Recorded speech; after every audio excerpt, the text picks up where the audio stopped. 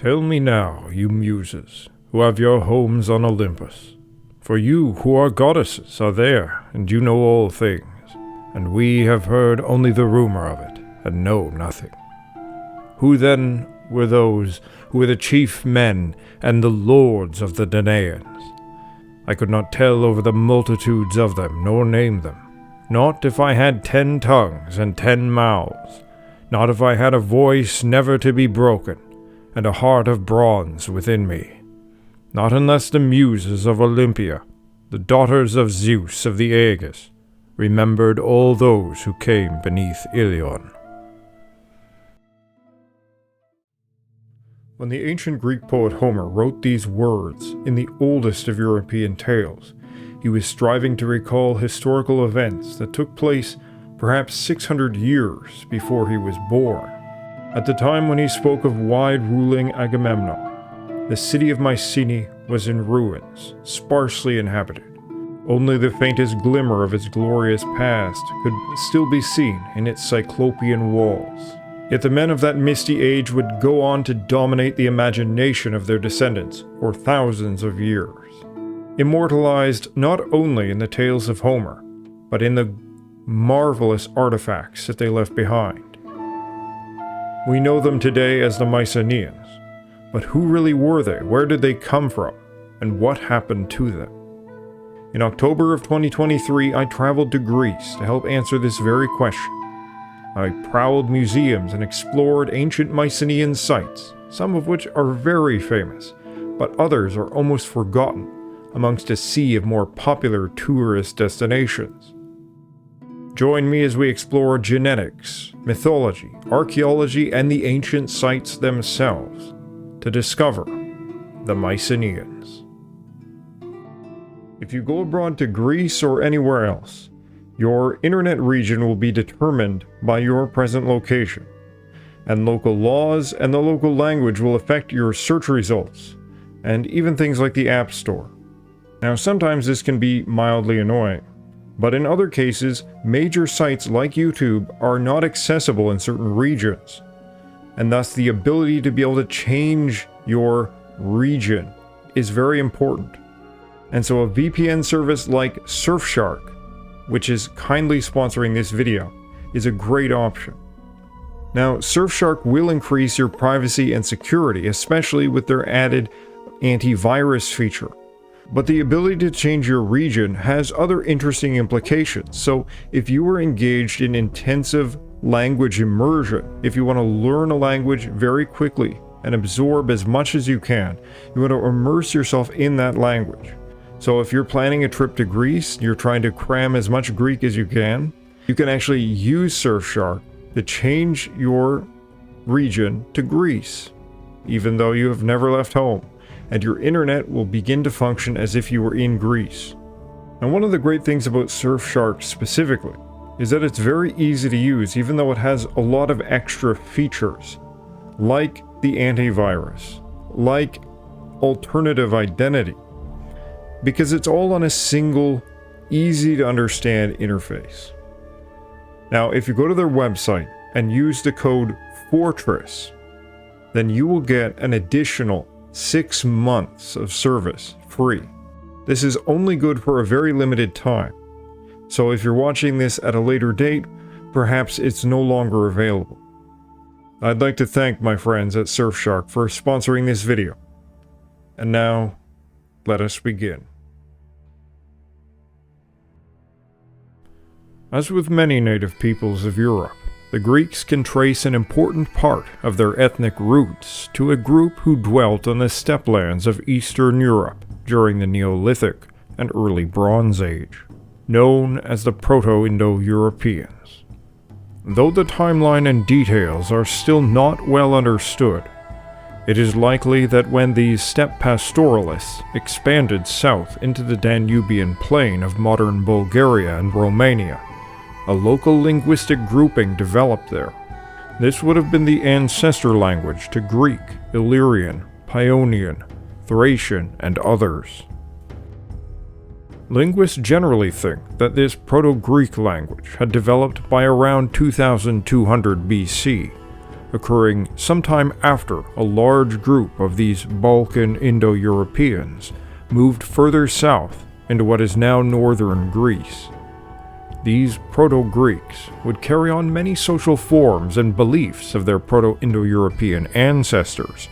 Most recognizably, they worshipped a common god with an Indo-European origin, Zeus in Proto-Greek, Dios in Mycenaean, best known by the classical period derivative, Zeus. They may have begun their life in Greece as raiding pastoralists, but unlike in some other parts of Europe, they faced the challenge of a native population who had sizable cities and bronze-working technology. Based on a number of elements in the archaic level of Greek mythology, as well as archaeological evidence for early distinctive settlements, it is thought that the Proto-Greeks first established themselves across northwestern Greece, from Dodoni to Perea, possibly prior to 2000 BC. Sacred sites like that of Dodona, which are depicted as ancient even in the Iliad, would have been first established by these Proto-Greeks. Mount Olympus, being situated on the eastern end of this Proto-Greek territory, became the dwelling place of the gods. Homer said that the river Titarisios, which flows from Mount Olympus, was a branch of the Styx. This may indicate that in ancient times it helped form a boundary of the Greek world, just as the Styx is a boundary of the underworld.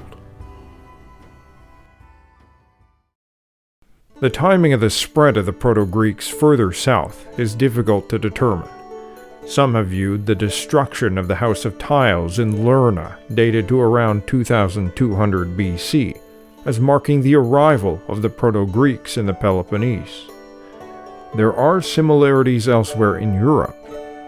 The site, possibly an administrative or cult center of the local pre-Greek population, was destroyed and then buried under a tumulus. Many Neolithic sites were reused and then decommissioned throughout France, Britain, and Ireland in a similar way during the early Bronze Age. It was a common belief that earlier sacred sites held power, and they were treated as significant by the incoming Indo-European-derived populations. However, based on the paucity of the surviving evidence, we cannot conclude this with any certainty. What we do know, however, is that during the Middle Helladic period, starting around 2000 BC, mounds and kissed graves begin to appear throughout Greece, including in the area of Lerna. The style of burials are closely connected to other steppe-derived cultures, and had no previous history in Greece. The spread of these styles of graves may be connected to the spread of Proto-Greeks. Such a burial mound is described in the Iliad in the death of Patroclus. The Mycenaeans would go on to develop the famous beehive tholos and chamber tombs for their most honored dead, both of which are likely inspired aggrandizements of the earlier burial mounds. Later Greeks recalled a population which they called the Pelasgians, which they believed were a pre-Greek population. Many of the things which they later ascribed to this population are almost certainly to be attributed to the Proto-Greeks themselves, such as the establishment of the sanctuary of Dodona and the practice of setting up hermae, as the practices have clear Indo-European parallels. The Pelasgians may be a memory of the pre-Greek population, but it becomes a repository for whatever things or practices later Greeks did not quite understand or found strange. In the past, it had been argued that Mycenaeans and classical period Greeks were far more akin to the northern Europeans than is the modern Greek population. This idea appears to have sprouted from the same environment as racial supremacist ideology in Western Europe in the 19th and early 20th century. Northwestern Europeans, long enamored by ancient Greek myths and philosophy, wished to claim the glorious legacy of ancient Greece as part of their own racial history. However, as modern Greeks possess various physiological differences from Northern Europeans and often have a somewhat darker complexion, it was explained that this was the result of later racial mixing following the Turkish conquest of Greece. In October of 2023, while I was in the Acropolis Museum in Athens, I happened to overhear a British man telling his child this exact thing. The ancient Greeks were Aryans, like the English. They had blonde hair and blue eyes. Then the Turks took over Greece and made them how they are now. This belief, however, does not align with the facts. A genetic study published in Nature magazine in 2017 by Lazaridis et al. Tested numerous Mycenaean remains and found that the admixture of likely steppe-originated DNA was between 13 and 18%. The results did not differ significantly between elites and those buried in more common graves. This shows that the steppe integration and the creation of ethnic Mycenaeans had already been completed and leveled out. For comparison, the English have close to 50% steppe-derived ancestry, and they also have other hunter-gatherer ancestry not shared by the Greeks. On a genetic distance chart, the Mycenaeans plot very close to their geographical region, located between different genetic influences from north and east. Modern Greeks were determined to be the direct ancestors of the Mycenaeans, but ironically, they actually may plot somewhat closer to Northern Europeans than the Mycenaeans, having a slightly higher steppe ancestry, perhaps due to Slavic influence in the medieval period. However, though the genetic impact of the Proto-Indo-Europeans was not as large as in some other places in Europe, this ancestry still played the integral part in the formation of the ethnic Greeks. During the Proto-Greek period, largely through the conquest of territories, many local Aegean peoples were absorbed into the Proto-Greek community. Because the population of Bronze Age Greece was much larger than that of the incomers, and much more advanced than those of Northern Europe, this process of conquest and assimilation diluted the steppe ancestry to a greater degree than occurred in some other places in Europe. Yet the core of their language and many aspects of their culture and religion persisted. It was a process that took place over many hundreds of years. While Indo-European-derived traditions and language remained central, there were also many borrowings.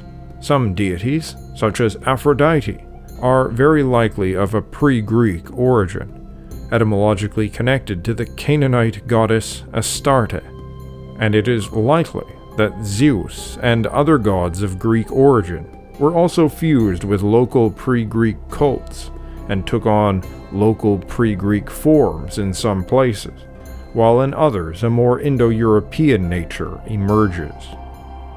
From this process of conquest, assimilation, and adaptation emerged the Mycenaeans. Not all of the Proto-Greeks became part of the group which we now call Mycenaeans. They could be considered a group of early Greek tribes or city-states which shared a dialect and a material culture, which represented only part of the totality of Greek peoples. Though their language was the first recorded Greek language, it was only one of a number of Greek dialects. Modern Greek, though related, does not directly descend from Mycenaean Greek.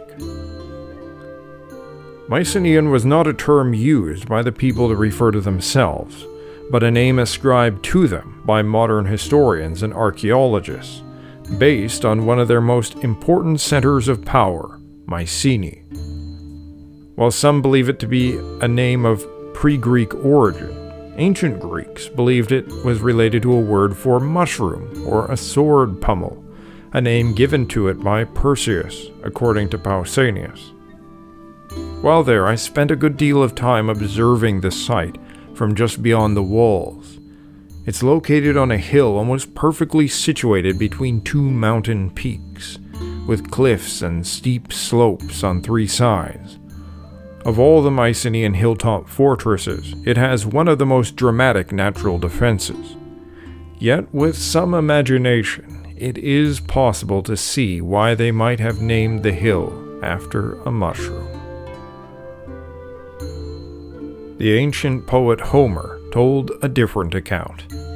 The site was named after the nymph Mycenaean, who was the daughter of Inachus, who was both the god of the river Inachus, which flows past Argos, and also the founding king of the city. This Mycenaean is the nymph of the Persea fountain, which supplied water to the ancient city, and still supplies water today. It was reportedly discovered by Perseus and named for him. Whether pre-Greek or Indo-European, the site took the name of the nymph of the spring, explained as the daughter of the largest nearby river. Homer identified the Mycenaeans collectively under the name Danaans, Achaeans, and Argives, while arguably Danaans refers to them as the descendants of Danaus, whom later legends make a great ancestor of the Greek people. There may be a local Mycenaean origin myth hiding behind these later legendary ancestral figures, which may have common elements with other Indo-European creation myths, possibly from an earlier Danu, an Indo-European word referring to flowing water, which reoccurs in Celtic and Vedic sources, and which is synonym, Api, is the Mother Earth goddess of the Scythians. Danae was the daughter of Inachus, the river god, and the mother of Perseus, a founder of Mycenae, Tiryns, and Medea, and arguably of the Mycenaeans as a whole. It may be that Perseus's mother is actually the origin of the term Danaans. The later masculine version of her name, Danaus, a descendant of Io, born in Egypt, is probably a later duplicate to explain the origin of a rival dynastic branch. Io the cow nymph may be just another name for Danae, as they are sisters according to most accounts. This would be similar to the Irish goddess Boine, meaning white cow, whose other name was Ethnu, the daughter of Balor, who was sealed away by her father in a myth widely recognized as nearly identical to that of Perseus. The name Achaeans was later the name of a tribe which inhabited northern Peloponnese, but by Homer it is used to refer to all the Greeks, and may also appear in Hittite and ancient Egyptian texts referring to Greeks. It may have been a widespread ethnonym among the Mycenaeans which survived as a tribal name in the Peloponnese, the stronghold of the Mycenaean civilization. Argives is generally understood to mean those of Argos, a region including Mycenae and the city by the same name.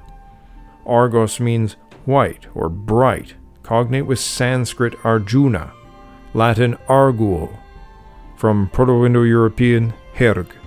As an ethnic name, it might have originally held a connotation like the Fair Ones, with the city and region named after them, or vice versa. This is a common occurrence in Indo-European derived societies, with similar names like Albion, the ancient name of Britain, Alba, an ancient region of Italy, and Albania. By 1700 BC, Greek-speaking peoples were in control of the Peloponnese and the Ionian Islands. While the Peloponnese would develop into a major center of Mycenaean power, the importance of those from the west is encapsulated in the legend of Odysseus.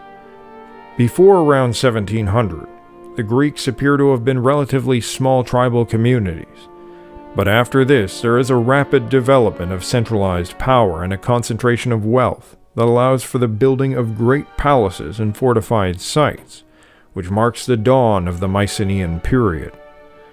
The construction of fortifications at Mycenae, Tiryns, Pylos, and others began shortly after this, though there may have been some local pre-Greek settlements at these sites at even earlier dates. While this is a logical development towards more complex forms of social organization in a growing population, a spur for this dramatic change may have been interaction with their southern neighbors, the Minoans. They were a highly developed civilization who possessed a unique art style and religion, as well as writing in the form of linear A script, which has so far evaded our understanding. The Mycenaeans drew upon the examples of the Minoans when they began construction of their own large palace complexes, even painting them using Minoan techniques. Mycenaean warriors like the Griffin warrior of Pylos were buried with massive amounts of Minoan-produced artifacts. Such was the influence of the Minoans upon the Mycenaean material culture that earlier archaeologists theorized that the Mycenaean civilization was actually created by Minoan settlers. This was only disproved by the translation of the Mycenaean linear B script, which showed the language used by the Mycenaeans was a form of Greek and not related to Minoan.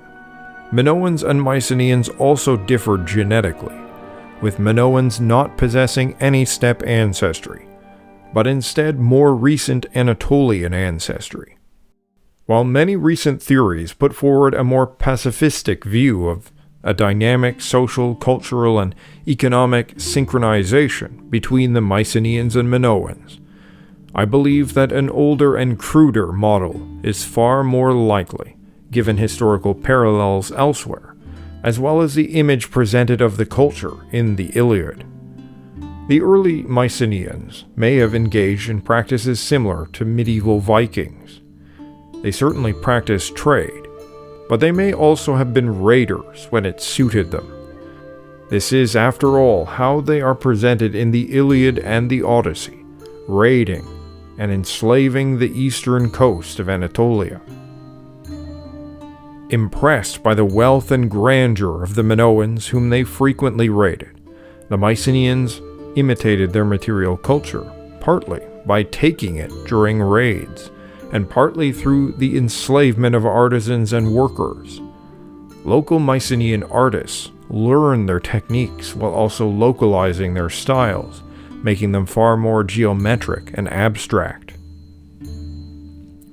Many of the important Mycenaean sites began as what we would call hill forts, comparable in many ways to similar sites that appeared contemporaneously in Central and Western Europe, associated with the tumulus culture, among others. Like the Bronze Age and later Iron Age hill forts of Central and Western Europe, those of the Mycenaeans acted as administrative and distributive centers of power. Though these sites are most frequently pictured as they appeared around the height of their power and influence, they began hundreds of years earlier in a much more humble state. It was out of this ancient period, around 1700 BC, that the myths of many of these sites has its origin. I spent around half the day walking the site of Medea, which even now feels very much like a Bronze Age hill fort, with numerous levels of walls still visible around the hill. From the summit, close to the edge of a sheer drop, it's possible to look out and observe the approximate location of Tiryns, Mycenae, and Argos. That's how densely placed these sites were. Yet even given the relatively small territories controlled by each, the Mycenaean Wanax, or king, was clearly able to muster large resources to build sites like this. While the Minoans were a large influence on the Mycenaean material culture, the Minoan palatial complexes are not exactly akin to Mycenaean hill forts. While palaces inspired by Minoan examples were eventually built on the sites of these hill forts, they were built to localized demands and placed within a far more militarized environment. Fortifications were being established around 1600 BC and constantly expanded until reaching the summit of power around 1300 BC. Tiryns, Medea, Pylos, Argos, and others developed along a similar timeline. It was likely from the founding of these sites in the early years of the Mycenaean expansion that the foundational legends, still recalled in some form by the later classical Greeks, were told and passed down for countless generations. The most important of Mycenaean sites appears to have been, of course, Mycenae, hence why we refer to the civilization as a whole as Mycenaean. It's most well known for its Lion Gate, and the many golden artifacts recovered from its grave sites, including golden masks for the dead, one which was later claimed to be the mask of Agamemnon, but very likely from a much earlier time period than Agamemnon was thought to actually live. The site as viewed today is not its natural surviving state, but the result of various excavations and reconstructions.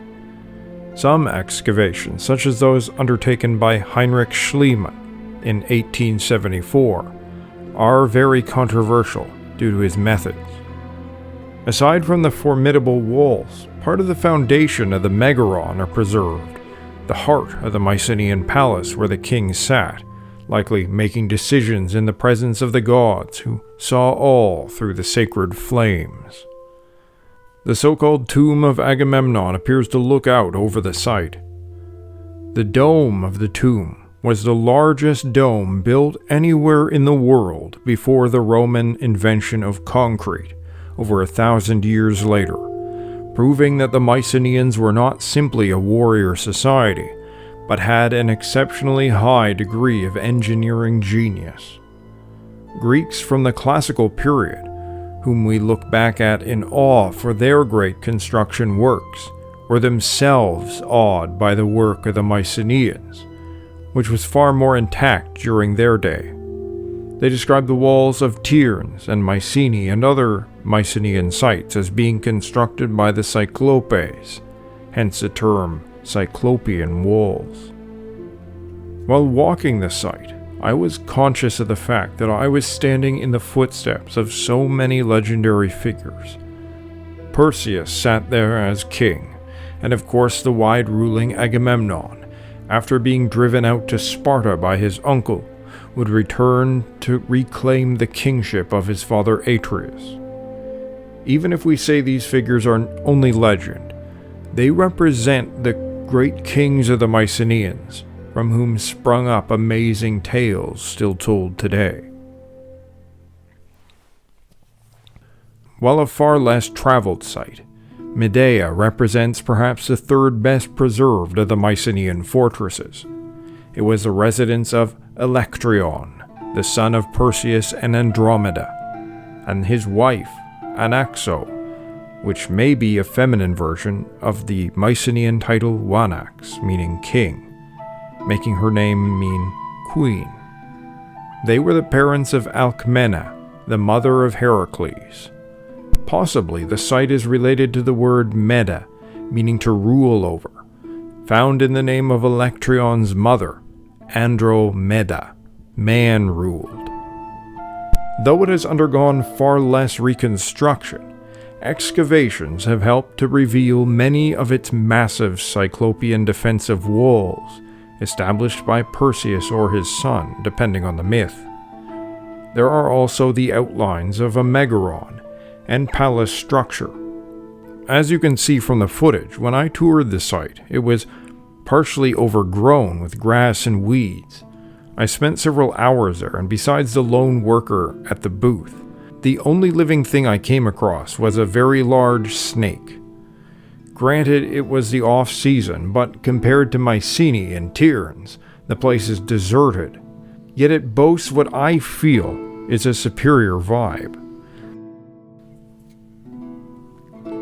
Tiryns is likely the second most popular Mycenaean site with tourists.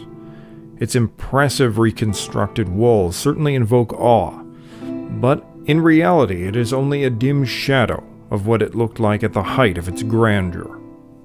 Unlike many other Mycenaean sites, it did not have a significant defensive advantage, as the hill it's situated on is relatively small, but this caused it to put even more work into its labyrinthian fortifications. Walking through the area of the palace, one can see the outline of the Megaron in Mycenaean times, which was repurposed as a temple to Hera, sometime in the Archaic period. From here, Amphitryon, the stepfather and arguably biological father of Heracles, ruled as king, and this is where the young Heracles was raised, and from where he performed his labors.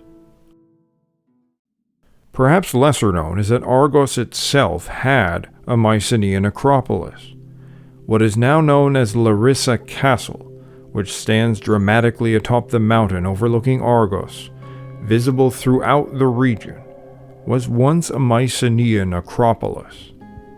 Excavations of the castle have revealed ancient elements of the Mycenaean complex. Many of the stones used are from the original Mycenaean construction, some of which remain on their original foundation.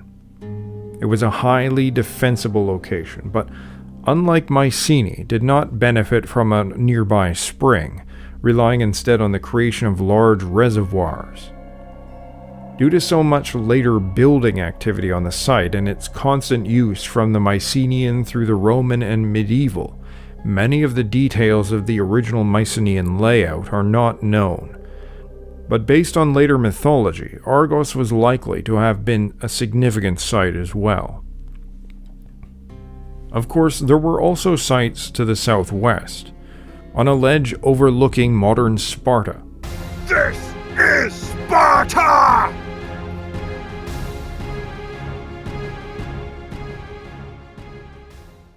Stands the Menelaon, a site dedicated to the worship of Menelaus and Helen, was a large Mycenaean settlement known as Therapne. It was likely from this settlement that the legendary king ruled over the Spartan valley below. Making your way up to the site now by car is something of an adventure, as it involves winding along the edge of a mountain on a tiny dirt path, in some parts washed away, but it makes the site all the more rewarding.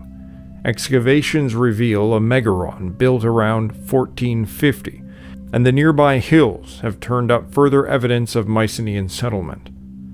Dedications to Menelaus and Helen were also found from the classical era, but the origins of the shrine appear to go back into the Bronze Age, and it was viewed as a burial place of the ancient king.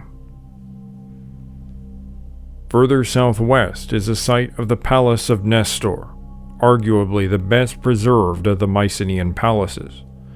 Unlike most of the other Mycenaean sites, there are no visible fortifications.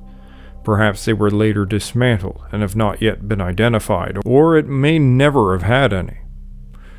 One can still see the paint on some of the walls in the palace, and the outline of the Megaron provides the viewer with a very clear idea of what it must have been like. A bath, storerooms full of massive jars for oil, wall paintings provide the fuel for the imagination to construct how grand the site must have been. In Homeric myth, the Gerenian horseman Nestor ruled here. He received Telemachus, the son of Odysseus, as his guest, as the young man searched for news of his father. The man gifted in counsel had his daughter, Polycaste, bathe him, perhaps in the very tub still found there more than 3,000 years later. Of course, there are many other Mycenaean sites throughout Greece. The Athenian Acropolis began during the Mycenaean period. Orchomenos, Iolcus near Volos were other important sites, though not as well preserved today. However, in accordance with myth and archaeological evidence, the center of Mycenaean power was on the Argolid, and the Peloponnese generally. While they were clearly a militant culture, they also had an extremely advanced economy, and their civil engineering skills were surpassed perhaps only by the Egyptians, and only in specific fields. They engaged in the mass production of olive oil, managed by the various palaces, which appears to have been used as an export throughout the Mediterranean. The many olive trees that clothe the hillsides of Greece are a legacy of the conscious economic policy of the Mycenaeans. They constructed roads, bridges, harbors, canals, dikes, and dams, as well as their massive fortifications. Because clear highways link Mycenae, Tiryns, Medea, and others, it seems likely that they were integrated parts of a whole rather than separate, hostile tribal camps. This was a truly dynamic and advanced civilization, but their culture was a militaristic one, which is perhaps not a coincidence. As the power of the Mycenaeans grew, so too did their power centers. The palaces were the focal point of nearly all social activity. Goods were brought there, stored there, traded there, and distributed from there, all under the eyes of the Wanax, the king in Mycenaean society. He held a sacred position, identical to the Indo-European conception of the all-encompassing leader. He oversaw commercial matters. He employed craftsmen to produce for the state. He oversaw and led the religious rites. He organized and led in war, acting, one could say, as a mortal avatar of a god such as Zeus.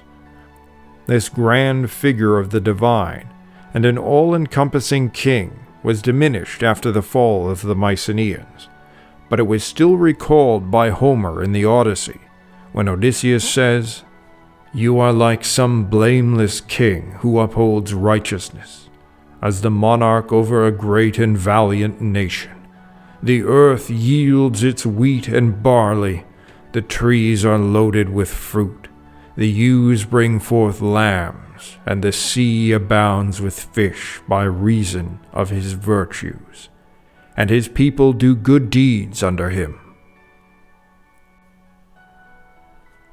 The king's throne was located in the structure called the Megaron. While some have claimed the word has a Semitic origin meaning cave, I see this as unlikely. More probably, it's related to the Indo-European root megas, meaning great, compounded as in the case of megairo, meaning too great. It was a great hall and the location of the sacred hearth fire, beside which the king was seated. It began as a more simple, long, rectangular structure with a fire inside and some type of oculus in the roof.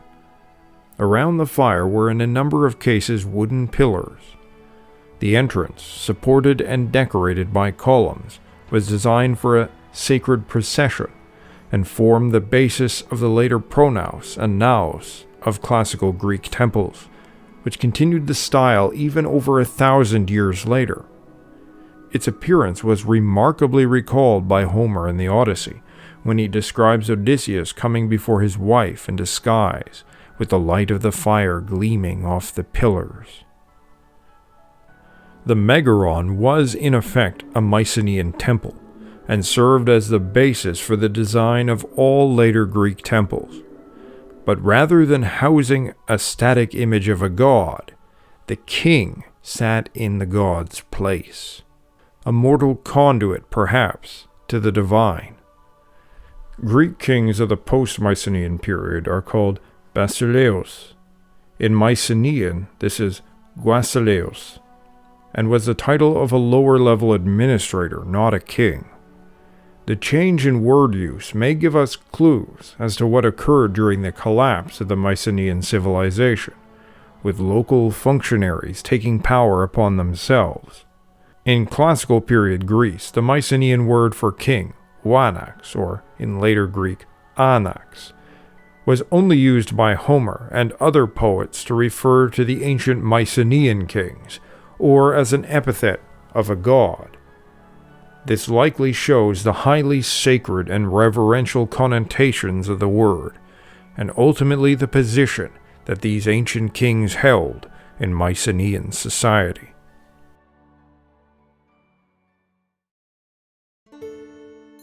As the Mycenaean power expanded rapidly after 1600, more islands in the Aegean fell under their control. The Cycladic civilization, likely connected with the pre-Greek population of the mainland, gradually came under Mycenaean rule. There are sizable Mycenaean acropolises located on the islands of Paros and Sifnos, and Mycenaean tholos tombs on Naxos, Rhodes, and others, which are testament to their successful expansion, which laid the ground for the Greek civilization in these places today. Almost certainly, this was not accomplished through peaceful means. The art of the Mycenaeans focuses on depictions of martial prowess. Their buildings are martially oriented, and their legends, which survive through the works of Homer and others, depict a very warlike society. While local people in the islands were assimilated, this process happened after a military conquest or capitulation, and saw mainland Mycenaean settlers establishing themselves as the ruling power. Crete, however, was their largest and most lucrative target. Whether the Mycenaeans acted under the leadership of a high king like Agamemnon of Mycenae, or as individual expansionist tribal kingdoms during their conquest of the island, is unknown. Likely, with examples from early Ireland, Italy, or among Germanic peoples, there were various alliances primarily constructed through marriage and familial ties, as expressed in later Greek legends. For now, the ethnic commonality, familial ties, and the prospect of foreign raiding likely all helped to solidify Mycenaean social cohesion across their various fortress states. Minoan artifacts are found in the Mycenaean burials as early as 1600. While this is commonly believed to show close trade relations with Minoan society, it is likewise possible, or even more likely, that this is a demonstration of military prowess by the Mycenaean lords buried with these artifacts, which they acquired through raiding.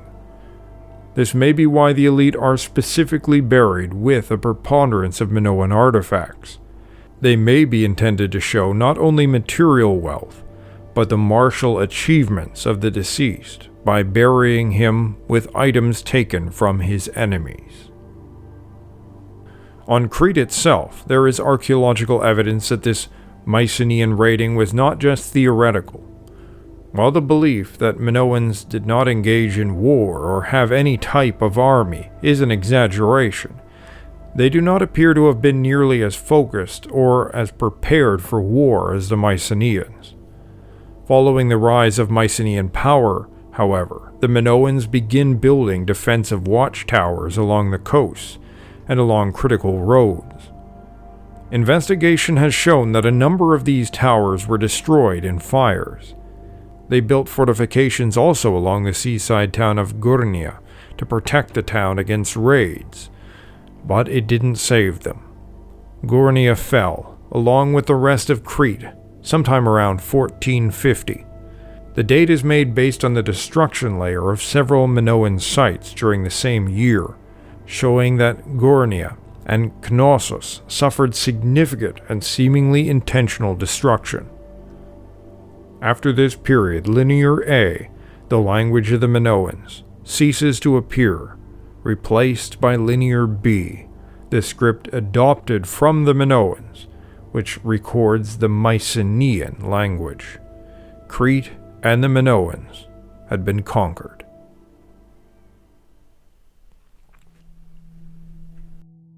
Artifacts found at Mycenaean sites, as well as tales of the Iliad and Odyssey, attest to the Mycenaeans being an extremely well-traveled and well-connected people.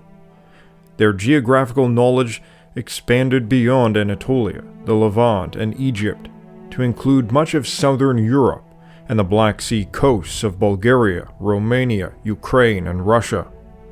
Amber artifacts have been recovered from many Mycenaean sites dating from the early to late Helladic, showing at the very least trade connections that extended as far as the Baltic Sea. With the conquest of Crete in 1450, the wealth and power of the Mycenaean kingdoms was nearing its zenith. Perhaps several generations were spent in subduing and colonizing Crete and other central islands in the Aegean, but always the expansionist eye was looming about for other ripe targets. Mycenaeans raided and traded along the coasts of the Mediterranean, sometimes fighting with, but sometimes acting as mercenaries for the Egyptians and Hittites and other regional actors. It was likely following the conquest of Crete that Mycenaean interest in Egypt increased substantially, as ports in Crete would now allow their ships to make the crossing more easily. Egypt made a significant impression upon the Mycenaeans, and this influence can also be seen hundreds of years later in the many myths that connect Egypt and Greece. Wishing to associate their ancestry to an ancient and great people, they connected myths containing similar elements to explain an Egyptian connection which in reality did not exist. The range of the Mycenaeans truly spanned the length and breadth of the Mediterranean, and once they had conquered Crete and the Aegean islands, they focused on a new target, Troy.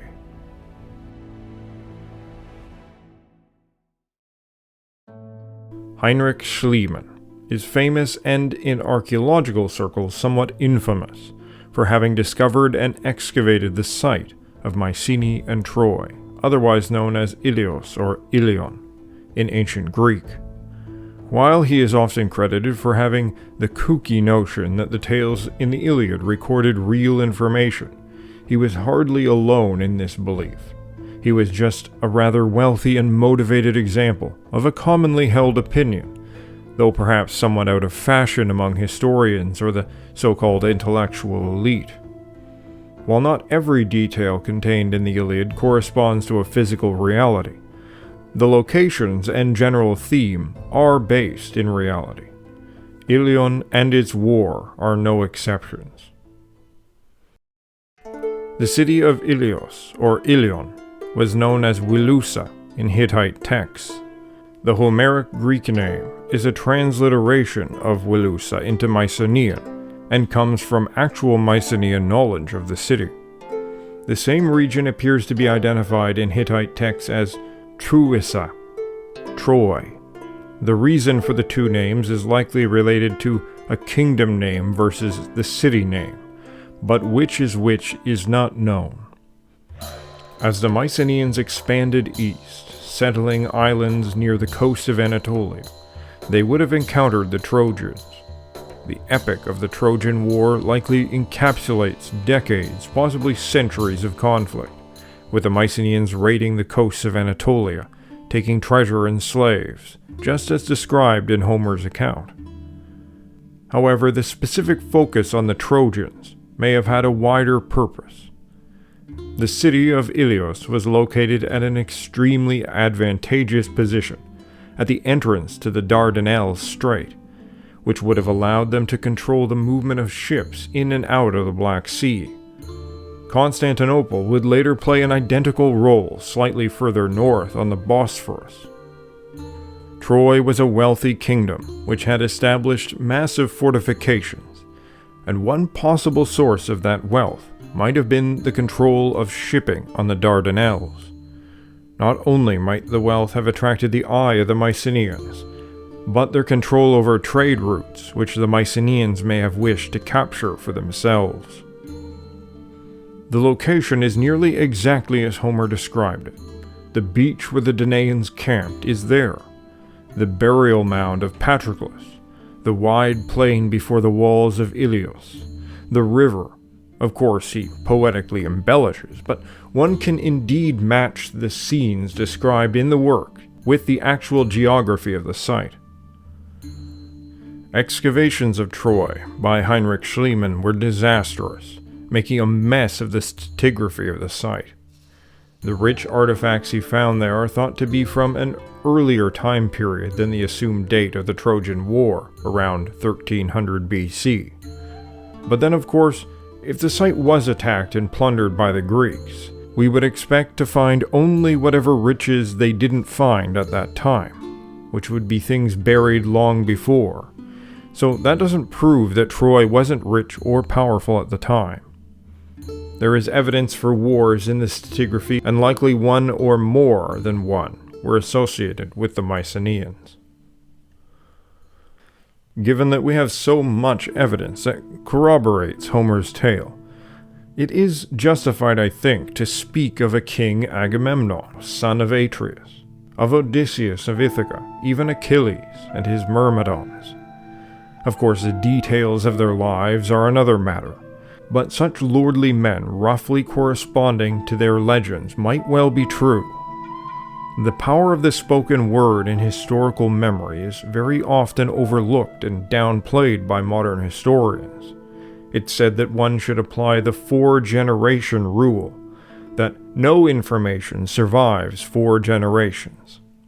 This might be a rule of thumb for the average lay person, but it does not hold among those who dedicate their lives to memorizing and retelling the legends of old, passed down to them from their masters and theirs before them. In such a way, the texts of the Rig Veda eventually came to be written down perhaps 1,000 years after they were first composed. To compare, the Rig Veda is thought to have been composed sometime between 1500 and 1200 BC. This roughly corresponds to the High Mycenaean period. The Iliad was written down around 750 BC, and like the Vedas, Homeric poetry was memorized by poets who would recite it publicly. It's acknowledged that there are descriptions of Mycenaean period artifacts and warfare which Homer was unlikely to have ever seen, yet describes accurately. Did Homer, legendarily blind, really travel and see the fields of Troy, or the hearth fire of Odysseus's palace? No. He memorized things which were passed down over many generations. Yet, of course, it's important to recognize that this is not a historical account. It's a legendary one, fused with very ancient mythological themes. Yet the outline of the story, and even some of the historical figures in it, are likely based in reality. Things concerning the locations where particular kings hailed from, their kin, a few of their deeds and notable characteristics. These are things ancient poets and bards focused on memorizing, as the poem is concerned with immortalizing the figures who are the focus of its praise, which is likely the archaic origin of the Iliad, composed to immortalize the warriors who fought to take Ilion, similar to the Old Welsh poem Gododin. If read in a particular way, the Iliad may not only serve to praise the Mycenaean kings of old, but to issue a warning of sorts about the fate which is dealt out by Zeus and the everlasting gods. The family of Atreus was under a curse since Pelops, his father, broke his vow and murdered Martillus. Ultimately, the entire events of the war were brought about by following the leadership of a cursed king. The theft of Helen, the length of the war, and the violation of the sanctity of the gods during the brutal slaughter of the Trojans was ultimately playing out the fate of the cursed family of Atreus, which brought low some of the best of the Mycenaean men, such as Achilles. In the oldest account, Agamemnon is murdered by his wife Clytemnestria's lover, Aegisthus, upon his return to Mycenae. He was avenged by his son Orestes, who killed his own mother and had to seek purification from Apollo.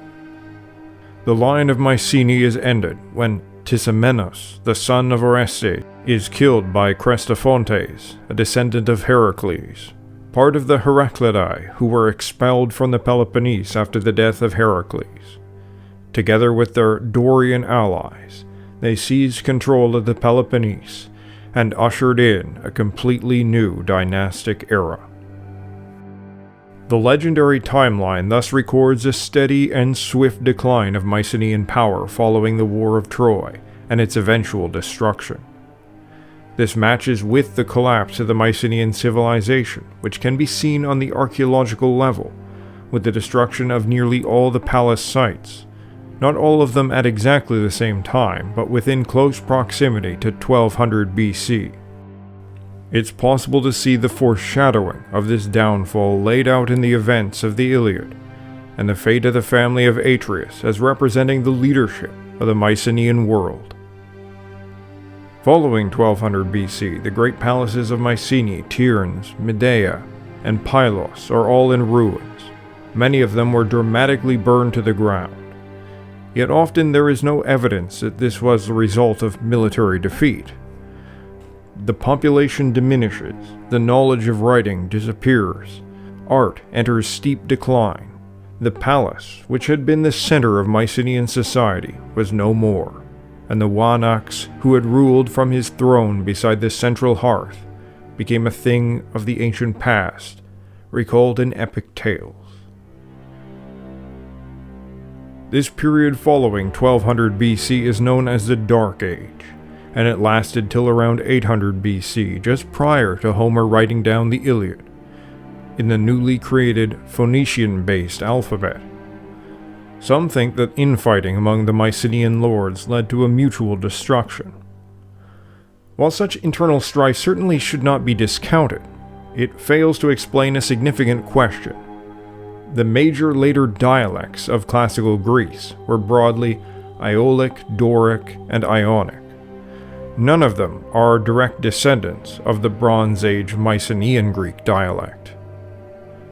Yet there was a small, isolated dialect which survived in the rugged mountains and wilderness of Arcadia and the distant island of Cyprus, known as Arcado-Cypriotic. It was the only direct descendant of Mycenaean Greek. Infighting alone cannot explain such language shift or the dramatic change in culture and political organization. One explanation is known as the Dorian invasion. What is remembered in myth as the return of the Heraclidae, with the Dorian allies winning power in the Peloponnese, was related to a historic event which saw Mycenaean Greeks destroyed and at least partly replaced by Greeks who migrated there from north and northwestern Greece. Mycenaean Greek elites retreated into the remote confines of Arcadia and to the distant shores of Cyprus and continued to rule in these regions, thus preserving their particular dialect. Many others in the region simply assimilated to the Dorians. However, archaeologists are conflicted about this, because there is not significant evidence for an incoming population until around 1050 BC, leaving a large gap of time between the destruction of the palaces and the archaeological traces of a new population. This may be because we are dealing with relatively small numbers, and thus their presence would be virtually undetectable in the material record. The tale of the Iliad does not celebrate a great victory, but marks rather a tragic tale of destruction and decline. The victory over Troy is a Pyrrhic one, which costs the lives of many of the greatest of the Mycenaeans. Many others are killed on the journey home, lost forever under the great waves of Poseidon. The fate of these men are preserved in the tale of Odysseus. Meanwhile, while the heroes were away fighting at Troy, their homes and kingdoms are filled with traitors and wicked, useless men. As so many were lost in the battle, even when the war is over, their power is spent, such that any foul wind might have toppled them, like trees rotted to the core. In such a weakened state, after a terrible war, it might not have taken massive numbers to destroy them. Another theory is that the Mycenaean elite had always spoken a minority dialect, a court language that was used in the recording of the Linear B tablets. Possibly they were overthrown and their civilization collapsed along with their centralized authority. Yet the downfall of the Mycenaeans cannot be viewed as an isolated event, for during the same period, the Hittite civilization collapsed, and the Egyptians were under massive pressure from groups of raiding bands they identified as the Sea People. Some have thought that these peoples refer to the Dorians who destroyed the Mycenaeans, and at least one name mentioned by the Egyptians may be interpreted as Dorians, but others named appear to refer to the Mycenaeans themselves, while others still are non-Greek. It also appears that it was during this period that the Mycenaeans conquered Cyprus, which had previously been held by the Hittites. The Egyptian texts claim that the Hittites were destroyed by the Sea Peoples, though it's very unlikely that this was the sole doing of the Mycenaeans. Rather than one group of Sea People, there appears to have been many bands who took to the seas at the same time, just when social order was collapsing in the Mycenaean world. Some of the last Hittite texts concern a drought, starvation, and plague which had beset the kingdom. Tree rings confirm that a climate change event took place starting around 1200 BC and led to 3 years of consecutive drought from 1198 to 1196, and several hundred years of much drier, colder climate that saw crop production plummet. Not only does the time frame appear to roughly match with the collapse of the Mycenaeans, but it could explain the breakdown of the social order, as well as providing motivation for large numbers of people to migrate, as well as take to the seas in ever greater numbers. With all these details in mind, it may be possible to sketch an outline of a likely series of events that brought about the downfall of the Mycenaeans. Already weakened from a long and devastating war against Troy, the Mycenaean lords are unable to cope with the severe 3-year drought which causes mass starvation and plague, and a total breakdown of the social order. The palaces, which also acted as the storehouses, are burned by starving mobs who are perhaps convinced that their lords are cursed and have brought about their plight. For if good rulers cause times of plenty, according to Hesiod and Homer, bad rulers are what causes times of blight. The Mycenaean elite are broke, weak, and unable to reconstruct the palaces after the 3 years of drought, plague, and population collapse, as well as below-average harvests over the coming decades. People increasingly turn to large-scale raiding, but are themselves beset by migrants from the north, the Dorians and Heraclidae, who seize power with relative ease in a period of total social breakdown, and the delegitimization of the former ruling class through their failure. Some Mycenaean leaders retract to secluded Arcadia, while others go to the islands, which are subsequently invaded by further moves from Greek populations of the north. Possibly these non-Mycenaean Greeks were also being pressured on their north by other Balkan populations, which were likewise being pressured by steppe populations. Some of those same forces may have been responsible for the downfall of the Hittites. A similar process occurred around 1400 years later with the movement of the Huns that caused the relocation of Germanic peoples, which helped cause the downfall of the Western Roman Empire. Most Mycenaean Greeks were assimilated under the political leadership of incoming Greeks from northern tribal groups, in a process that was likely ongoing, and not simply one migration event. This is why the stories of the Mycenaeans lived on, even as their political leadership and dialect faded away. The Homeric Greek written by Homer is not one of the standard dialects, but a poetic form of Greek composed by an elite class of poets, which combines elements of all the dialects, including the Mycenaean-derived Arcado-Cypriot. He and other archaic poets were not random individuals, but links on a line of descent which passed down the arts of poetry to a select few every generation, often within a family group, perhaps continuing a tradition that traced itself back to the court poets of the palace of the Mycenaean kings. This is, of course, just one possible scenario of several. But one way or another, the great age of the Wanaks had ended. Yet, though their civilization collapsed, it was far from the end for the Mycenaeans. They had laid the foundations of the later classical Greek civilization, which, standing atop those cyclopean blocks laid by their ancient forebears, rose arguably to even greater heights in every field of human endeavor.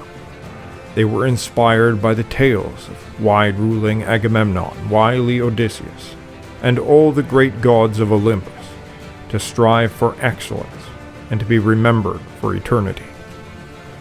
All men die, all civilizations come to an end, but to be remembered for eternity is the reward of but a few across the wine-dark sea of history. This feat the Mycenaeans accomplished in an almost unparalleled way, not only through their great accomplishments in life, the many great works of art, architecture, economic success, and military victories, but their stories and the culture they created, which was able to carry them generation over generation through the darkness. While some may argue that the ancient Egyptians built grander structures and giant statues, the Mycenaeans created men so powerful that people today create statues of them thousands of years after their deaths. Perseus, Bellerophontes, Heracles, Odysseus, Achilles, Agamemnon, and so many Mycenaean champions have achieved their place among the immortals, and their entire civilization along with them. Like an eagle which soars high in the bright sky of day and looks down about the world below, seeing everything, while below a man squints his eyes in wonder to see him against the brightness of the sun, so too these great heroes of the past soar today, inspiring the souls of men. I hope you liked the video, and if you did, please like, share, and subscribe, and consider supporting me on Patreon, PayPal, or through YouTube Super Stickers. Your support is much appreciated. And as always, stand tall.